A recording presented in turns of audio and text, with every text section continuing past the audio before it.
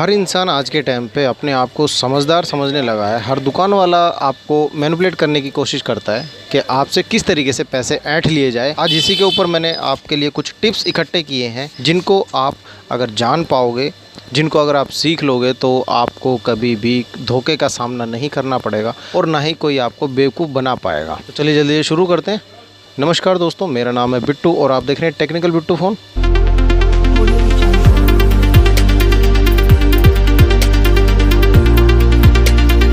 सबसे पहले बताता हूँ चार्जिंग के बारे में। सबसे ज़्यादा प्रॉब्लम जो मार्केट में देखी जाती है आज के टाइम पर, वो चार्जिंग की प्रॉब्लम देखी जाती है। ये पता क्या होता है कि जैसे आपने कोई अलग चार्जर लगा दिया या डाटा केबल किसी और के लगा दिया, टूटी फूटी डाटा केबल लगा दिया, दांतों से दबा के डाटा केबल लगा दी, उसकी वजह से चार्जिंग जैक ख़राब होने लगे हैं काफ़ी ज़्यादा।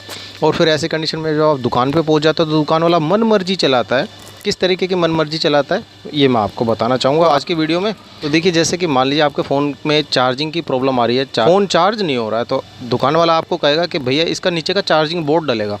ये गलती बिल्कुल भी मत करना। मैं कई बार पहले भी कह चुका हूँ, मगर अभी भी बहुत सारे कस्टमर ऐसे हैं जो बेचारे एक बार ये डलवा लेते हैं चार्जिंग बोर्ड, उसके बाद वो दुकान पे चक्कर मारते ही रह जाएंगे। चार्जिंग बोर्ड जो कंपनी डाल के देती है ना, ये ओरिजिनल होता है, इसको ख़राब मत कराना आप, ठीक है। आप उसको सीधा बोल देना, भाई चार्जिंग जैक ख़राब है तो चार्जिंग जैक चेंज कर दे। इसका चार्जिंग जैक ये होता है ना, अब बस सिर्फ और सिर्फ यही चेंज करवाना, पूरा बोर्ड चेंज मत करवाना। वो आपको किसी भी तरीके से समझाए ना, भाई इस बोर्ड चेंज करा दो, टेंशन ख़त्म, ये हो जाएगा वो हो जाएगा, नहीं, ऐसा कुछ नहीं है। सारे चार्जिंग जैक मार्केट में अवेलेबल होते हैं, ओरिजिनल भी मिल जाते हैं, ठीक है। चार्जिंग जैक की बात कर रहा हूँ मैं, ठीक है। और चार्जिंग जैक कैसे पहचानने होते हैं मैंने आपको कई वीडियोस में बता भी रखा है। आप एक बार अपना पुराना चार्जिंग जैक देख लीजिए दुकानदार से कि भैया मेरा पुराना वाला दिखा दो, और नया वाला जो डालोगे वो भी आप मुझे दिखा दो। आपको जानना बहुत ज़रूरी होता है कि आपके फ़ोन में कौन सा चार्जिंग जैक डाला जा रहा है, क्योंकि देखिए जो बोर्ड होता है ना, इसमें खाली चार्जिंग जैक ही नहीं होता है, इसमें कई चीज़ें होती हैं। माइक भी होता है इसमें, देखिए इस तरफ देखिए, यहाँ पे ना माइक होता है, ठीक है। माइक के बाद यहाँ पर एंटीना भी होता है। नेटवर्क की प्रॉब्लम भी आ सकती है ये चेंज करने के बाद।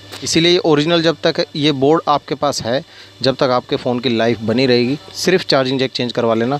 इसमें एंटीना भी होते हैं और स्पीकर के टिप्स भी होते हैं, हेडफोन जैक भी इसी के अंदर होता है और माइक भी इसी के अंदर होता है। और तो और इसमें चार्जिंग कंट्रोलर, डायोड, रेजिस्टेंस वगैरह ये लगे होते हैं जो कि आपके फ़ोन को सही तरीके से चलाने के लिए सक्षम होते हैं, ठीक है। वो दूसरे बोर्ड में नहीं मिलेंगे आपको। जो चाइनीज़ बोर्ड मार्केट का चार्जिंग बोर्ड लाके आपके फ़ोन में डाल देगा तो उससे पता क्या होगा, आपके फ़ोन में दिक्कतें आने शुरू हो जाएंगी, फ़ोन गर्म होने लगेगा, नेटवर्क अप डाउन होने लगेंगे। फिर आप सोचोगे यार मैंने तो चार्जिंग बोर्ड चेंज कराया था। फिर आप सोचोगे कि यार ये प्रॉब्लम आ कहाँ से रही है। अब जब दोबारा आप उसके पास जाओगे दुकानदार के पास कि भैया मेरी चार्जिंग तो सही हो गई मगर इसमें नेटवर्क नहीं आ रहे, तो वो आपको कहेगा भाई नेटवर्क की गारंटी थोड़ी है। ऐसे ही करते हैं ना आजकल दुकान वाले, भाई उसकी गारंटी तो है नहीं यार मेरी, मैंने नेटवर्क थोड़ी छेड़ा आपका, मैंने तो चार्जिंग ठीक करी है।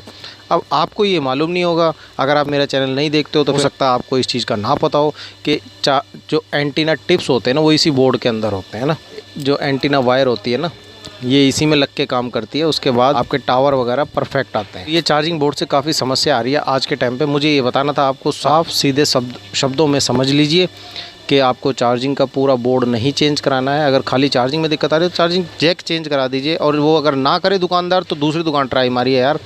उसी के सर होने की ज़रूरत नहीं है कि भाई तू ही कर, नहीं, दूसरी दुकान पे देख लो। जो रिपेयर करने वाला होता है वो आपके फ़ोन का सिर्फ चार्जिंग जैक ही चेंज करेगा, ठीक है। तो एक बात साफ़ तौर पे कह देना चाहता हूँ कि आपके शहर में या आपके गांव में अगर 10 दुकान मोबाइल रिपेयरिंग की है ना, तो उसमें सिर्फ 2 ही बंदे होंगे जो रिपेयर वाले होंगे, बाकी 8 है ना वो काम करते होंगे मीडिएटर वाला।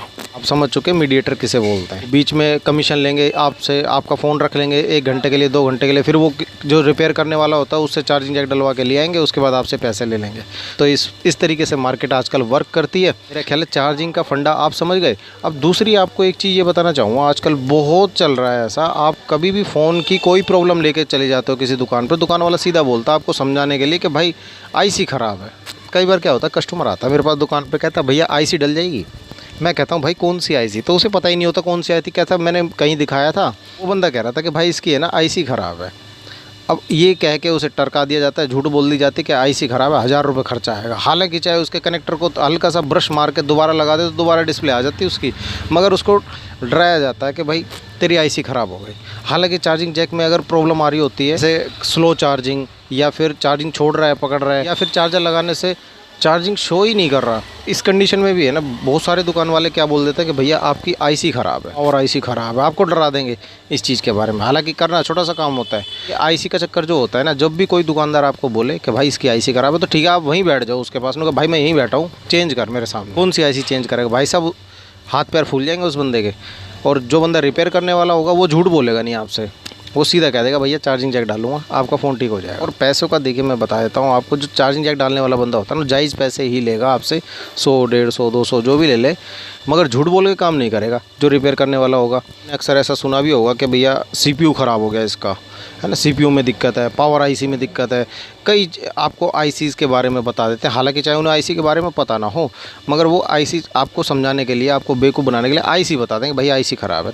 तो आपको साफ़ तौर पे ये बात बता देना चाहता हूँ कि आईसी इतनी आसानी से ख़राब नहीं होती हैं कभी भी, ठीक है। मैं बता देना चाहता हूँ आपको कि आईसी इतनी जल्दी ख़राब नहीं होती हैं, ठीक है। ये सब बेवकूफ़ बनाने वाली बातें होती हैं कि भैया आईसी ख़राब है, मैं आईसी चेंज करूँगा। आईसी चेंज वेंज तो करना हर किसी के बस की बात होती नहीं है। वो भी बहुत ही ज़्यादा रेयर केस में ख़राब होती हैं, जब दुकानदारी कोई गलती कर देता है, कोई चीज़ फूंक देता है, उसके बाद उसे आईसी चेंज करने की ज़रूरत पड़ती है। वरना आईसी बहुत कम चांस होता है, बहुत रेयर केस में आईसी चेंज होती है। ज़्यादातर जो प्रॉब्लम होती हैं वो हल्की फुल्की होती है मोबाइल फ़ोन के अंदर। इसीलिए कहना चाहूँगा कि आप चैनल को सब्सक्राइब कर लीजिए, नए मेहमान है तो ऐसी आपको हेल्पफुल टिप्स मिलती रहेंगी इस चैनल पर, आपको ये बताता रहूँगा। अब आगे आपको ये भी बताने वाला हूँ कि आपको कौन सा मोबाइल फ़ोन ख़रीदना चाहिए, कौन सा नहीं खरीदना चाहिए, ठीक है दोस्तों। मैं मिलता हूँ आपसे अगली वीडियो में। आई होप कि आज की वीडियो आपको थोड़ी बहुत समझ में आई होगी। चैनल पर नए मेहमान है तो सब्सक्राइब कीजिए, लाइक कीजिए, शेयर कीजिए। मैं मिलता हूँ आपसे अगली वीडियो में, तब तक के लिए जय हिंद, जय भारत।